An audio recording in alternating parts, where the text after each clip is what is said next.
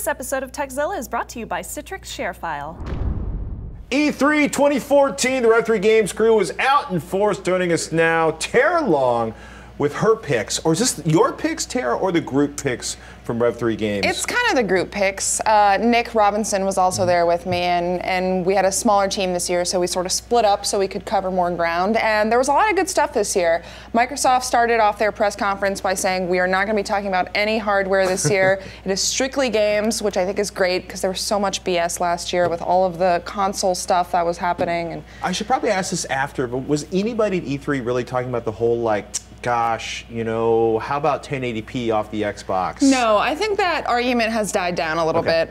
People are more focused on the games that are coming out for the systems now, and there was some talk about, you know, Forza Horizon 2 being 30 frames per second, not 60, and, you know, I mean, that discussion will always be there, but I think for the most part, people were just excited to see what new games are going to be coming out for these systems. So what are the shiny new pixels? Well, there was a lot of stuff going on. Microsoft has some really interesting new IPs. Sunset Overdrive is one that they announced last year, and I finally got to go hands-on with it, and it's really, really fun. They also announced a new IP called Orion the Blind Forest, which is kind of a puzzle platformer. This is sort of an indie game, although it's been in development for a really long time now. I think that was what I chose as my most surprising pick of the show. Also, they announced the Halo Master Chief Collection, which is the first 4 Halos all combined into one, which is fantastic if you're a Halo fan. And then Sony had some surprise announcements as well. Little Big Planet 3 was one that people are really excited about. Uncharted 4, which I think everybody sort of saw coming, but still this was our first real announcement, along with a teaser trailer for it. And then they also had a Nintendo, which I think had one of the best showings of this year, because in the past years they've been a little lukewarm ever since the Wii U came out, and people have been really excited to finally see games that make them want to buy a Wii U. So Super Smash Brothers is obviously the one that people are most excited about. They showed off some new characters for that. They also announced a new Yoshi game, Yoshi's Woolly World, which is really cool. It's a little yarn Yoshi game. That's kind of funny, because you actually, you know, you're like Xbox, PSA, and then you talk about like Yoshi and your eyes start to sparkle. I know, there's just, you know, everybody has that nostalgia factor for Nintendo. I think, yeah, everybody sort of is at heart, as much as they try to deny it now.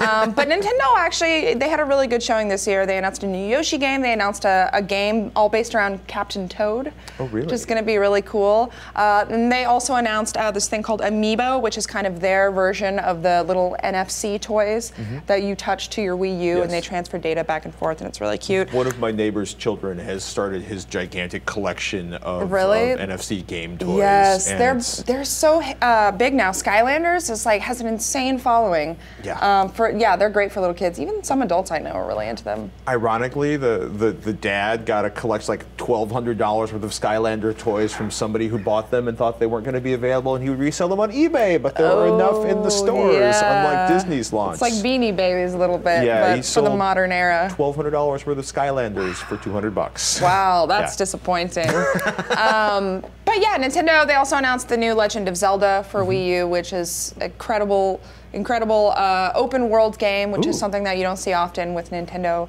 IPs. And then they announced a new IP called Splatoon, which is like it's like a multiplayer shooter, but instead of guns, it uses paint guns, and you shoot. Yeah, it's really strange and unique. And then there was the Nerf first-person shooter from a few years ago. Yeah, it's kind of like that, but like really cutesy and very Nintendo. And then there were some really, really good third-party showings. Far Cry 4 was actually our pick for Game of Show. You get to ride an elephant in that game, and you can shoot down a helicopter while you're riding a tandem elephant with a co-op buddy. Oh, they also announced co-op for that game. Wow. Which is really cool. I thought elephant and shooting at helicopters was the mic drop moment there, and then on top of that, you finally actually get to play well with others. Exactly, yeah. And then you've heard of Journey, right? The PS3 game. They also announced Giant Squid Studios, the company that made that game, announced a new one called Abzu. Sorry, it's Abzu, A-B-Z-U, and it looks so beautiful. It's the same guy who did the music for Journey. Austin Wintory is doing the music for this. It's mostly set underwater, I think. Really? We got just a small teaser trailer, but I mean... Is it fair to call Journey a puzzle game, or is it just something so beyond that, or abzu? I wouldn't call it a puzzle game. It seems more, I don't know what genre you would, I mean, it's exploration based, but it still has a very driven narrative. I think it's sort of in a league all its own, and it looks like Abzu is going to be sort of the same thing. That's exciting. Yeah, so a lot of really good games this year. Less focus on hardware and stuff, which I'm personally happy about, just because I don't want to have to hear that stuff anymore. I'm so sick of it. That's perfectly reasonable. When do you expect these games are going to start showing up on the store shelves? A lot of them had release dates coming this holiday, so September, October, November, and then a lot of the stuff that they announced for the first time is not going to be coming out until fall 2015. Tara, thank you so much for making the time for us. Thank Where you. can people go to get all of your information, your reports from the E3 show floor? Revision3.com/games. Ladies and gentlemen, Tara Long and Nick are kicking it at Rev3Games.com. Go there, watch their stuff. It's good. Coming up next, how would you like to be able to watch any blacked out game from anywhere or any show on any continent? Robert Heron's got a fix for that, but first, let's take a moment to thank one of our sponsors. You got a business, the business needs information.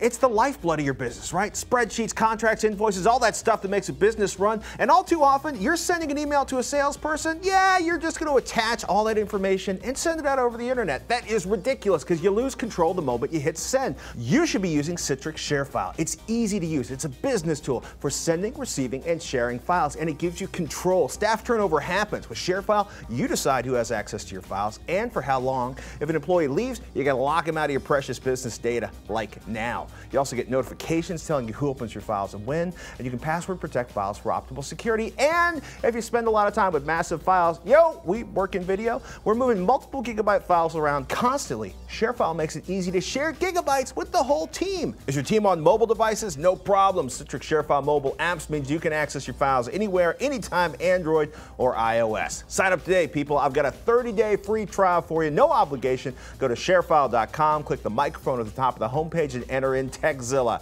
Sharefile.com, click on the microphone, type in TechZilla, Citrix ShareFile, people. Start moving your files around the smart way.